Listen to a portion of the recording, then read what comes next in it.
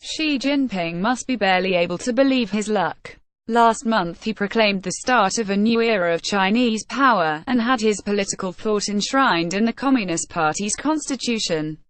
Now he is hosting an American president who seems to be falling over himself with praise and gratitude. All-powerful Xi Jinping proclaims new era of Chinese. Dreamy feeling toward you is an incredibly warm one, Donald Trump told the Chinese leader on Thursday. There's great chemistry. It is a very, very great honor to be with you. This does not seem to work both ways. Image: a strong Chinese military welcomes the U.S. president's state visit, while President Trump calls Xi a very special man and emphasizes his personal admiration. President Xi tends to focus on the special nature of the China's relationship, peppering his comments with the buzzwords beloved of Chinese officials, such as win-win cooperation, mutual benefit and mutual respect. These fawning displays of flattery fit perfectly with the narrative Xi is pushing here at home, where he claims to be realizing the great Chinese dream of national rejuvenation, or to put it another way, making China great again. That Chinese dream involves a strong military, and reclaiming the country's past status as a global superpower. As he presents it, Mao Zedong brought the country together and founded the People's Republic. Deng Xiaoping set them on the path to getting rich. Now Xi Jinping is making them strong. As the United States appears to be voluntarily withdrawing from its global leadership role by walking away from international agreements and putting America first, President Xi is only too happy to be seen to be stepping into that void.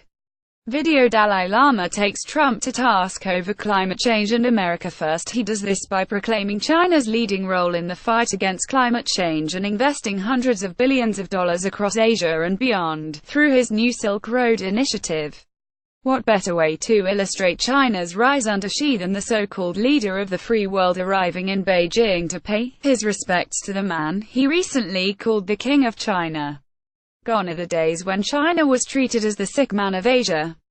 China says modern-day Silk Road will be project of the century. Now its president sits down with the U.S. as an equal at the head of what he portrays as an equally powerful, arguably superior political system. The domestic turmoil that has accompanied the Trump presidency has provided the Chinese Communist Party with a timely example of the chaos of Western liberal democracy, which it compares with the stability of one-party rule.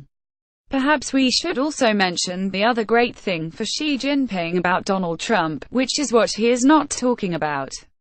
Video: Nobel Peace Laureate Lucio Boes. Despite the relentless crackdown Xi is presiding over on civil society, hear the death earlier this year of a Nobel Peace Prize winner in custody and the disappearance of his widow, who had asked to be allowed to travel to the United States, as well as the ongoing detention and alleged torture of numerous lawyers and activists. Under President Trump there is no public price to pay.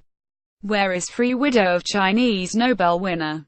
Standing alongside President Xi, he made a glancing reference to individual rights and the rule of law in his press statement on Thursday, but opted not to raise the issue of human rights.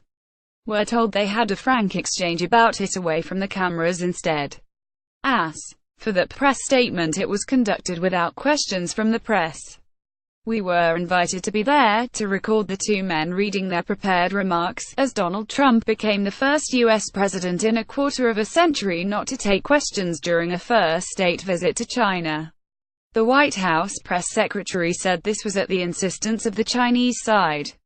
Image: Chinese President Xi Jinping's portrait shown at the Communist Party's Congress. So now Xi Jinping has an American counterpart who not only showers him with praise but declines to raise human rights issues in public, and appears to disdain the freedom of the press as much as he does, while providing an ongoing argument for the necessity of Communist Party rule. Donald Trump's visit to China is going brilliantly for Xi Jinping.